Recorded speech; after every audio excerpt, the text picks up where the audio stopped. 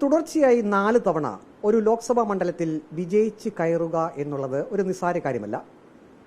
Pathanamthitta MP Anto ആന്റണിയെ സംബന്ധിച്ച് ഈ നേട്ടം കരസ്ഥമാക്കിയ വ്യക്തിത്വമാണ്. അദ്ദേഹമാണ് ഇപ്പോൾ നമ്മോടൊപ്പം ഉള്ളത്. ആദ്യമേ തന്നെ അഭിനന്ദനങ്ങൾ. ഹാട്രിക് തികച്ച് 4ാമതും ജയിച്ചതിൽ വിജയത്തെ എങ്ങനെ നോക്കിക്കാണുന്നു?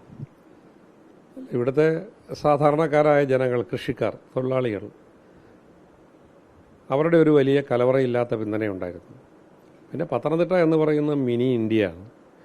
എല്ലാ വിശ്വാസങ്ങളും മതങ്ങളും ആചാരങ്ങളും സമൂഹങ്ങളും എല്ലാം വളരെ ആക്റ്റീവായി പ്രവർത്തിക്കുന്ന ഒരു സ്ഥലമാണ്. അവരെല്ലാം തമ്മിലുള്ള വലിയൊരു ബന്ധമാണ് പത്തനംതിട്ടയുടെ ഏറ്റവും വലിയ ശക്തി. ആ എല്ലാ സമൂഹങ്ങളുമായി എനിക്കുള്ള വലിയ ഹൃദയബന്ധമാണ് ഈ തെരഞ്ഞെടുപ്പിൻ്റെ വിജയത്തിൻ്റെ അടിസ്ഥാന ഘടകം. പിന്നെ കോൺഗ്രസ് പാർട്ടി DCC പ്രസിഡന്റിൻ്റെ നേതൃത്വത്തിൽ വളരെ ശക്തമായിരുന്നു. അതുപോലെ തന്നെ UDF വളരെ ശക്തമായി പ്രവർത്തിച്ചു. PJ കുര്യൻ സാറിനെ പോലുള്ള ആളുകളുടെ വലിയ സജീവമായ നേതൃത്വം ഉണ്ടായിരുന്നു. അങ്ങനെ ഒരു UDFൻ്റെ ഒറ്റക്കെട്ടായ പ്രവർത്തനമാണ്. ആയിരക്കണക്കിന് പ്രവർത്തകരുടെ ത്യാഗം നിറഞ്ഞ പ്രവർത്തനം ഇക്കാര്യത്തിലുണ്ട്. അതുകൊണ്ട് ഇതിൻ്റെ നന്ദി എല്ലാവർക്കും അവകാശപ്പെട്ടതാണ്. ഒരു കോൺഗ്രസ് MP എന്നുള്ള രീതിയിൽ ഈ ഒരു ലോക്സഭാ തെരഞ്ഞെടുപ്പ് ഫലം, അത് ഇന്ത്യ മുന്നണി വലിയ മുന്നേറ്റം ഈ ഒരു തെരഞ്ഞെടുപ്പിൽ നടത്തി. എത്രമാത്രം പ്രതീക്ഷയുണ്ട്? മനസ്സിലാക്കേണ്ട ഒരു കാര്യം, ഒരു തെരഞ്ഞെടുപ്പ് സംവിധാനത്തെ എങ്ങനെ ഒരു ഭരണകൂടം അട്ടിമറിക്കുന്നു എന്നുള്ളതിൻ്റെ ദൃക്സാക്ഷികളാണ് നമ്മൾ.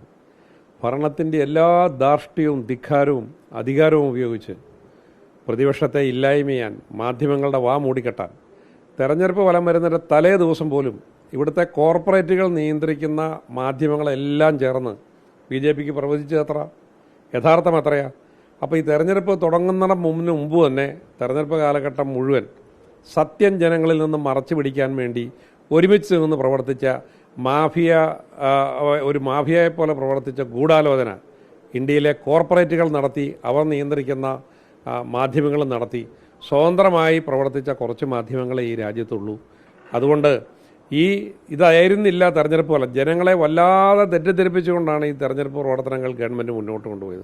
പിന്നെ നമ്മൾ കേട്ടിട്ടുണ്ടോ, ലോകത്തെവിടെയെങ്കിലും കേട്ടിട്ടുണ്ടോ ഒരു രാജ്യത്തിൻ്റെ പ്രധാനമന്ത്രി ആ രാജ്യത്ത് അധിവസിക്കുന്ന ജനങ്ങളെ ഇത്ര പരമ പുച്ഛത്തോടുകൂടി ജാതി തിരിച്ച്, മതം തിരിച്ച്, ഭാഷ തിരിച്ച്, ദേശം തിരിച്ച് ഇതുപോലെ ആക്ഷേപിക്കുകയും ആക്രമിക്കുകയും ചെയ്തിട്ടുള്ള ഒരു കാലഘട്ടം ഉണ്ടായിട്ടുണ്ടോ?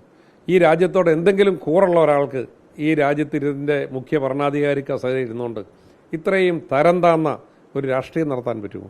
അതിനെയെല്ലാം അതിജീവിച്ചുകൊണ്ടാണ് രാഹുൽ ഗാന്ധിയുടെ നേതൃത്വത്തിൽ ആരെയും ഭയപ്പെടാതെ എതിർക്കുന്നവരെയെല്ലാം ഒന്ന് ഈ ജയിലിലടയ്ക്കും, അല്ലെങ്കിൽ അവരെ നിരന്തരമായി വേട്ടയാടും, അവരുടെ ജീവന് പോലും അപകടമുണ്ട് എന്നുള്ള സാധ്യതയിൽ നിന്നുകൊണ്ടാണ് വെല്ലുവിളിച്ചുകൊണ്ട് രാഹുൽ ഗാന്ധി ഈ തെരഞ്ഞെടുപ്പ് പ്രചരണവും BJPയുടെ ഈ ഫാസിസത്തിനെതിരെയുള്ള പോരാട്ടം നയിച്ചത്.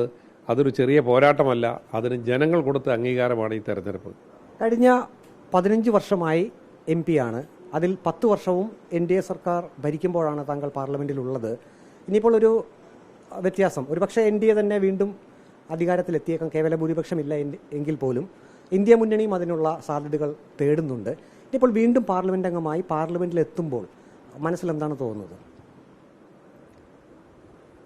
വ്യത്യസ്തമായി കുറച്ചൊക്കെ കാര്യങ്ങൾ ചെയ്യണമെന്നുണ്ട്. ആദ്യത്തെ 5 വർഷം മാത്രമാണ് കേന്ദ്ര ഭരണത്തിൻ്റെ ഒരു പിൻബലം ഉണ്ടായിരുന്നത്.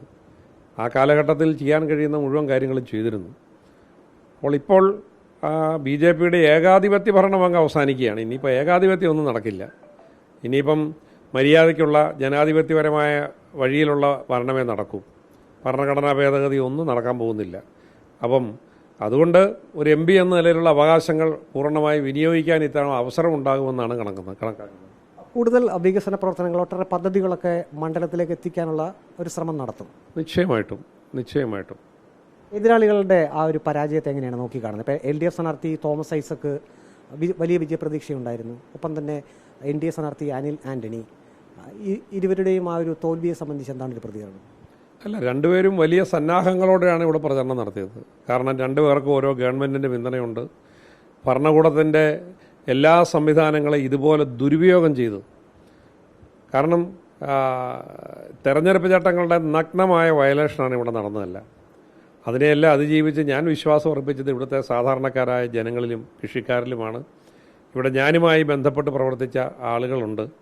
വ്യത്യസ്തമായ സമൂഹങ്ങൾ, ഈ ജില്ലയുടെ വിവിധ മേഖലകളിലുള്ള ആളുകൾ, അവരെല്ലാം എന്നോട് കാട്ടിയ വലിയ സ്നേഹവും പരിഗണനയാണ് ഈ വിജയം എന്നുള്ള കാര്യത്തിൽ യാതൊരു സംശയവുമില്ല. ചോദ്യം കൂടി, NDA സർക്കാരിനെതിരെ പ്രചാരണത്തിന്റെ തുടക്ക സമയത്ത് ഒരു വിമർശനം ഉന്നയിച്ചിരുന്നു, പുൽവാമ ആക്രമണം. അതാണ് കഴിഞ്ഞ ലോക്സഭാ തെരഞ്ഞെടുപ്പിൽ 2019 ലോക്സഭാ തെരഞ്ഞെടുപ്പിൽ NDAക്ക് സഹായകരമായത് എന്ന് പറഞ്ഞാൽ വലിയ വിവാദമൊക്കെ ആകുകയുണ്ടായി. ഇപ്പോൾ ആ ഒരു പരാമർശം തിരിഞ്ഞു നോക്കുമ്പോൾ എന്ത് തോന്നുന്നു? സത്യമല്ലേ? അങ്ങനെ ആ പരാമർശത്തിൽ അവർക്ക് എന്തെങ്കിലും വ്യത്യസ്തമാർന്ന ചിന്തയുണ്ടെന്നുണ്ടെങ്കിൽ, തെറ്റാണെന്ന് തോന്നുന്നുണ്ടെങ്കിൽ, ആ പരാമർശം നടത്തിയ ഒരു ഭരണഘടനാ സ്ഥാനത്തിരുന്ന ആളല്ലേ സത്യപാൽ മാലിക്, അന്നത്തെ കാശ്മീർ ഗവർണറാണ്. അയാൾ സത്യമാണ് വിളിച്ചു പറഞ്ഞത്. എന്തുകൊണ്ട് അയാൾക്കെതിരെ നടപടിയെടുത്തില്ല? അയാൾക്കെതിരെ കേസെടുത്തില്ല? അയാളെ നിശബ്ദനാക്കാനും കൂടുതൽ കാര്യങ്ങൾ പറയാതിരിക്കാനും ഭരണകൂടത്തിൻ്റെ സർവ്വശക്തി ഉപയോഗിച്ചു എന്നുള്ളതാണ്. കാരണം അധികാരത്തിന് വേണ്ടി എന്തും ചെയ്യാൻ മടിക്കാത്ത, യാതൊരു ധാർമ്മികതയും ഇല്ലാത്ത ഒരു നേതൃത്വമാണ് BJPക്ക് ഉണ്ടായിരുന്നത് എന്നുള്ളതാണ് യാഥാർത്ഥ്യം. സാധാരണക്കാരിലാണ് താൻ വിശ്വാസം അർപ്പിച്ചത്. കൃഷിക്കാർ, സമൂഹത്തിൻ്റെ നാനാതുറകളിലുള്ളവർ, അങ്ങനെ എല്ലാ വിഭാഗം ആളുകളുടെയും വോട്ട് തനിക്ക് ലഭിച്ചു. അങ്ങനെയാണൊരു വിജയം, നാലാമതും തുടർച്ചയായിട്ടുള്ളൊരു വിജയം പത്തനംതിട്ട ലോക്സഭാ മണ്ഡലത്തിൽ ഉണ്ടായതെന്നാണ് ആന്റണി വ്യക്തമാക്കിയിരിക്കുന്നത്. Video journalist Aji കുടുംബനൊപ്പം reporter Praveen Purushothaman, in reporter, Pathanamthitta.